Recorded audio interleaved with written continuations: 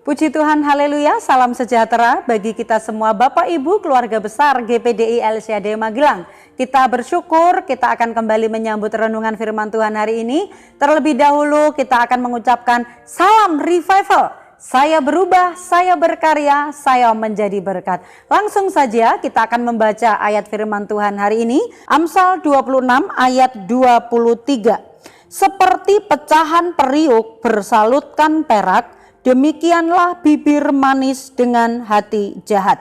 Saya memberikan tema firman Tuhan hari ini, terselubung. Kita banyak menemui orang-orang yang ada di sekitar kita.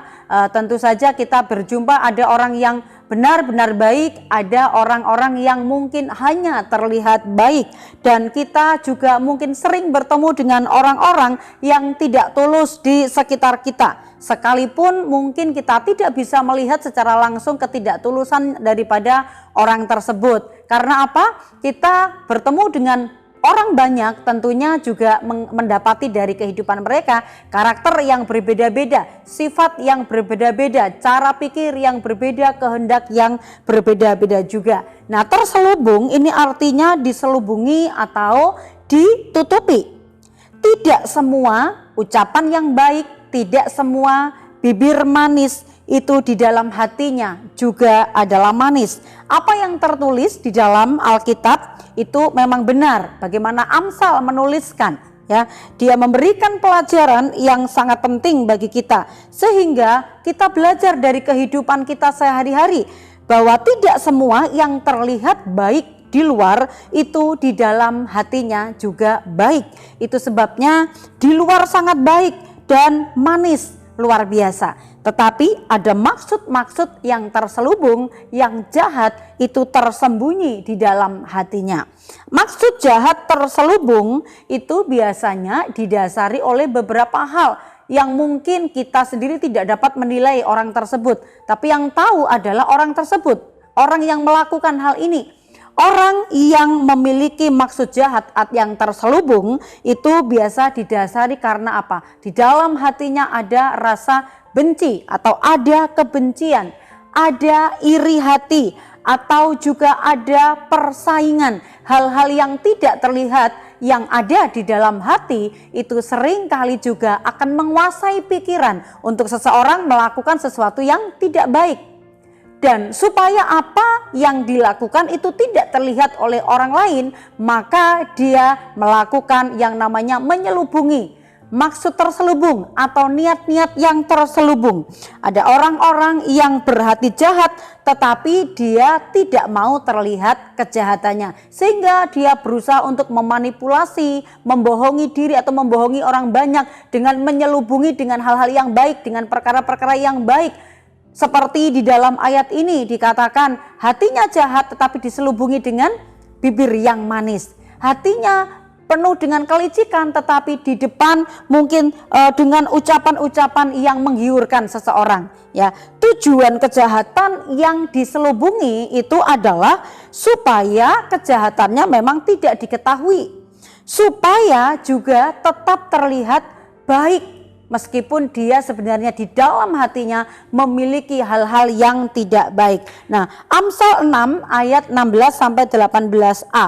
Kalau saya membacakan ayat ini, 6 perkara ini yang dibenci Tuhan, bahkan 7 perkara yang menjadi kekejian bagi hatinya. Mata sombong, lidah dusta, tangan yang menumpahkan darah orang yang tidak bersalah, hati yang membuat rencana-rencana yang jahat. Hati adalah sumber dari segala sesuatunya. Hati adalah merupakan perbendaharaan. Itu sebabnya di dalam Injil di sana dikatakan, Yesus sendiri mengatakan, dari dalam hati, dari dalam perbendaharaan yang baik, maka ia akan mengeluarkan hal-hal yang baik. Tetapi dari perbendaharaan hati yang jahat, dia juga pasti akan mengeluarkan hal-hal yang jahat. Nah, pelajaran yang penting bagi kita Bapak Ibu, apa yang harus kita pelajari dari pembacaan ini?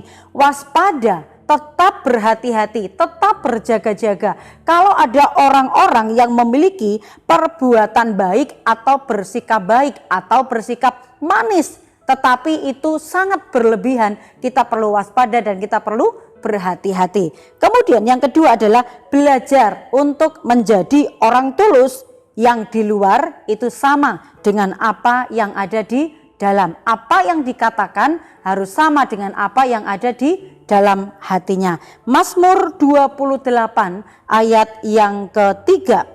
Janganlah menyeret aku bersama-sama dengan orang fasik ataupun dengan orang yang melakukan kejahatan, yang ramah dengan teman-temannya tetapi yang hatinya penuh kejahatan. Bapak Ibu yang dikasih oleh Tuhan, kita belajar dalam ayat pokok tadi. Orang-orang yang memiliki hati yang jahat tetapi di depan mulutnya indah atau manis, itu dikatakan seperti pecahan periuk. Pecahan periuk itu kalau misalnya mengenai tangan atau mengenai kaki, tentu saja itu bisa mengeluarkan luka, bisa menimbulkan luka, bisa mengeluarkan darah. Dan dikatakan di sini demikianlah bibir manis dengan hati yang jahat. Mari kita memelihara hati kita dipenuhi dengan atau menjadi alat perbendaharaan yang baik, sehingga kalau hati kita baik, bibir kita juga akan mengeluarkan kata-kata yang baik. Pikiran kita dipenuhi dengan hal yang baik, maka apa yang kita akan lakukan di depan ataupun yang ada di dalam hati kita sama-sama baik. Dan hidup kita menjadi berkat untuk kemuliaan bagi nama Tuhan. Puji nama Tuhan. Kita bersyukur buat setiap pemberitaan atau pembacaan firman Tuhan hari ini. Mari kita terus menjadi orang-orang yang bijaksana, orang-orang yang melakukan firman Tuhan. Manis sikap kita, manis perkataan kita, juga baik hati kita. Haleluya, puji Tuhan. Terima kasih buat Bapak Ibu yang dengan setia mendengarkan Renungan 79 setiap hari.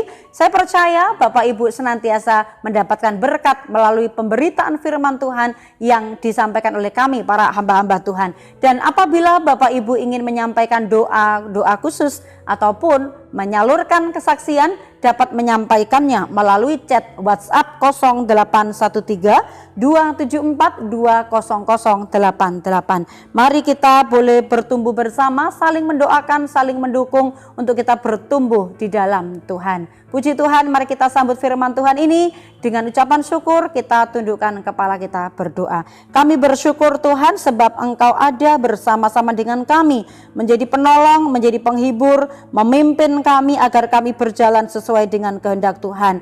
Berkati kami umat-umat-Mu, keluarga besar GPDI El Shaddai Magelang, untuk senantiasa menyimak, memperhatikan sekaligus melakukan firman-Mu, agar firman-Mu hidup dan kami boleh menjadi kesaksian untuk kemuliaan nama Tuhan. Mulut umat-umat-Mu GPDI El Shaddai penuh dengan puji-pujian kepadamu, dengan penghormatan kepadamu sepanjang hari. Terima kasih, kami bersyukur terima firman-Mu ini dalam nama Yesus. Haleluya, amin.